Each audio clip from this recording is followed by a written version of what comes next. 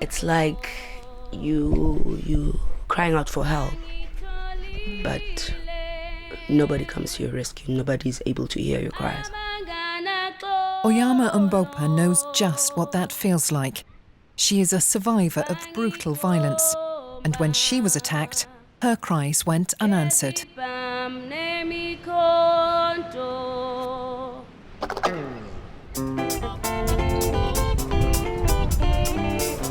Oyama lives just outside Cape Town, South Africa's golden city and main tourist destination.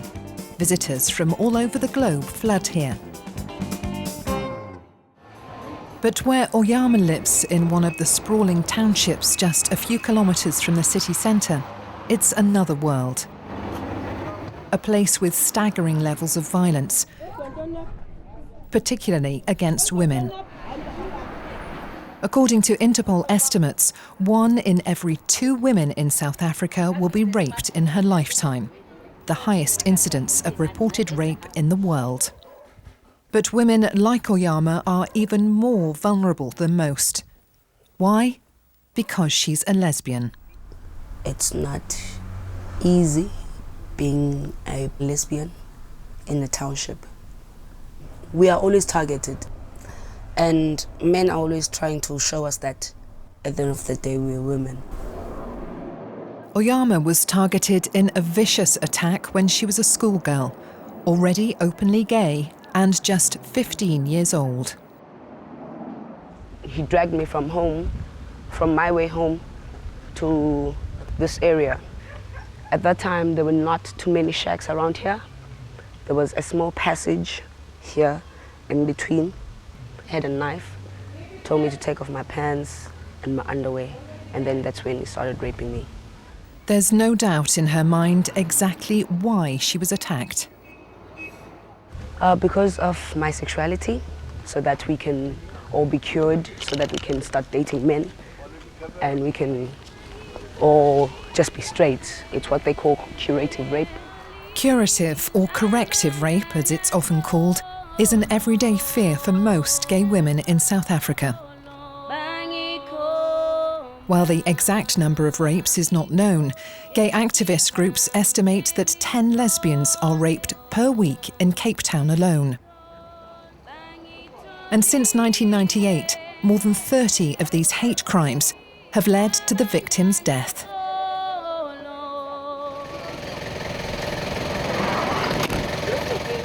And death was something Oyama's friend, who calls herself Mamakosi to protect her real identity, wished for after she was violently raped at gunpoint 4 years ago.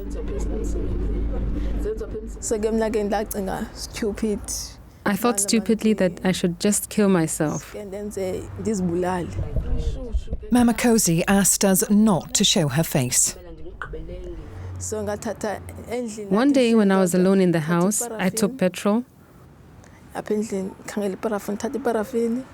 poured it over me, took a match and set myself on fire.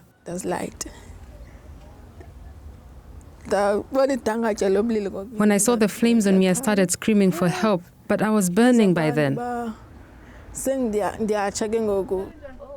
Mamakosi believes she too was targeted because of her sexuality. When she turned down a man's propositions on her way to a local store, he became violent. So indeed, no man, I'm not interested with the guys, I'm dating girls. Said, you are a lesbian? Yes, I'm a lesbian. He then dragged her to some toilets in a passage behind some houses. He had a gun pointed at her head. They told me that I'm gonna show He said he was going to show me that I have a vagina, not a penis. That he was going to give me the penis I don't want.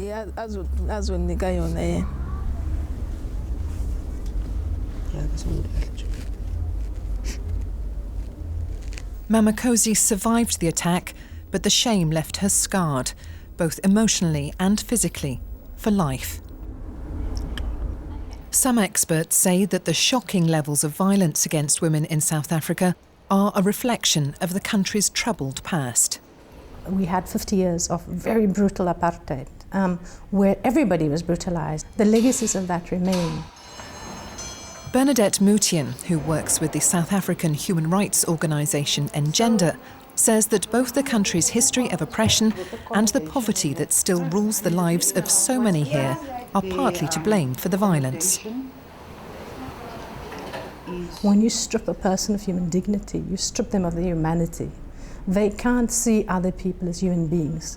And this in part explains the levels of violence and the types of violence we see. And Mutien believes that lesbians face an even greater threat. While South Africa has some of the most progressive legal policies towards homosexuals in Africa, it's the only country in the continent to sanction gay marriage. Mutien says, paradoxically, the very laws designed to protect gay rights and allow women to be open about their sexuality may exacerbate their peril. I think with sort of legal protections would irritate some traditional men, and that they would feel more compelled to be violent towards lesbian and bisexual women. Discriminatory attitudes are deeply entrenched here, she says, sometimes even within their own families.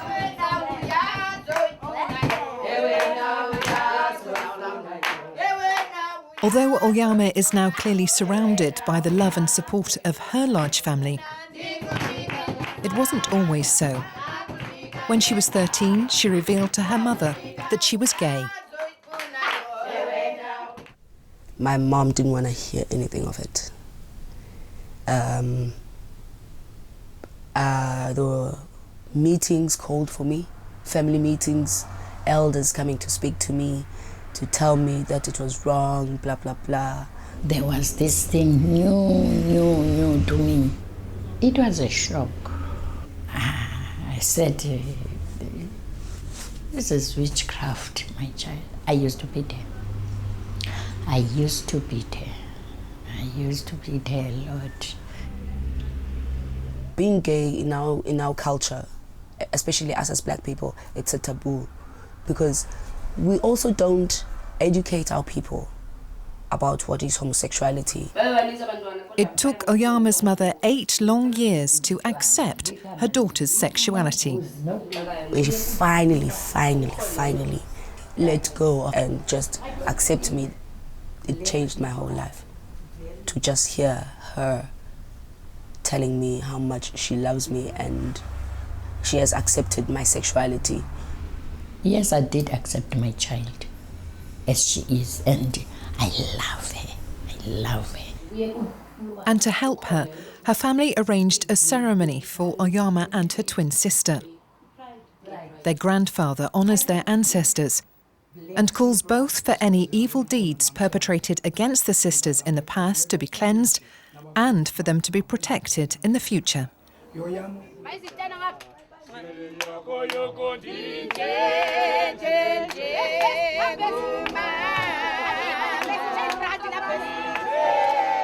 But to protect the rights of all gay people here in the future, the laws concerning homosexual rights must be implemented, says Edwin Cameron, Justice of the South African Constitutional Court. And lesbian women challenge male supremacy and the hierarchy of gender very profoundly. Cameron says that even taking that first step to seek justice is hard here for women. There's a lot of work to be done in making it easier for lesbians to report rape. Only a fraction of South African women, 1 out of every 9, whether gay or straight, ever report their rape. Many experts, like Cameron, blame a lack of understanding of the trauma of rape, combined with insensitive handling of victims by the police and courts, and lax sentencing of perpetrators. We've got to change attitudes on the part of the public, police officials, people like myself, judges and lawyers, magistrates. Also essential is the right to treatment for victims. Well, I felt that it was necessary for me to design something very specifically for sexual abuse. Toko Majekweni of the South African National Prosecuting Authority has established a chain of innovative, comprehensive treatment facilities for rape survivors, called the Tutuzela Care Centres. They are a one-stop shop, offering immediate medical, psychological and legal care, all under one roof. We want to turn victims into survivors and finally to victors. Hailed by UN Women, the women's branch of the United Nations, as one of the best examples globally of services for rape survivors, there are now some 50 centres in operation in the country. But Majekweni believes for women to really become victors, there must be an end to rape cases that drag on for years and prolong the suffering of survivors. I designed the timelines to say that we have to start a case upon reporting. 9 months later, that victim must have her verdict. Now, she says, prosecutors provided by the centres are getting higher conviction rates faster. No body should be violated in that way. Nomsebo Manzini, chief of the South African UN Women Office, which is working with the government to combat the crime, agrees a fast and sensitive response for victims is essential.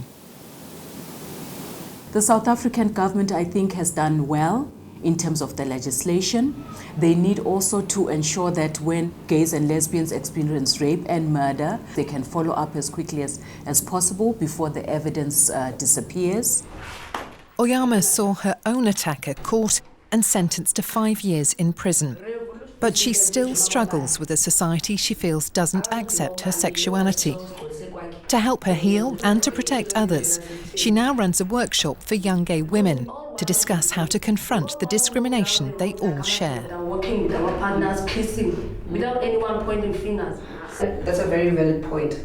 Tina, us as humans, I'm not going to say gay people only, us as humans, we do not want to be discriminated against. This is who we are. We're not trying to say we are men. We're taking over the men. We're just saying this is who we are. Accept us as the women that we are. But Oyama believes that real acceptance can't happen until male attitudes towards women, and especially towards lesbians, also change.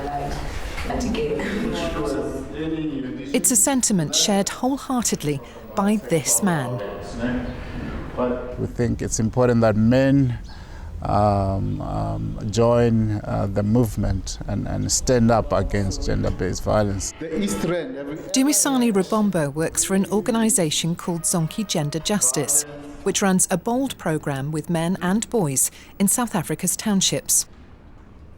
The goal is to change the attitude that violence against women is acceptable and to teach them that each man can make a difference. We want men to realize that it is so inhuman not to respect someone. It is worse to even instill violence acts because you disagree with a person's ideals or opinions. And Dumisani is speaking from the heart. At age 15, ill-equipped, he says, to resist peer pressure, he reluctantly took part in a gang rape, for which he received an overwhelming reception from his classmates. These men who thought we were given a standing ovation for that act, as if we have done something so great.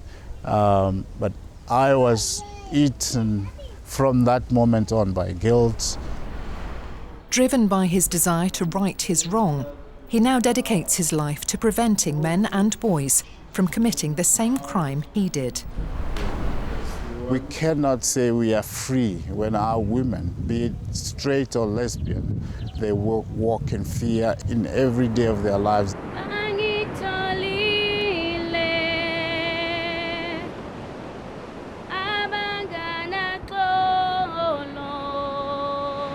It's not easy to forget.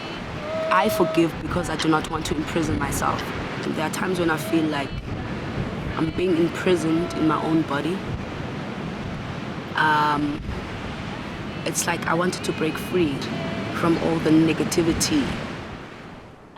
While the memories of her attack can't be erased, Oyama is determined to remain true to who she is, until such a time that she and all the other women like her are accepted and they can walk free from fear. Just because I was a victim of rape, I'm not going to dwell on that. I'm going to study. I'm going to be someone. And I want him to see me tomorrow as a successful woman.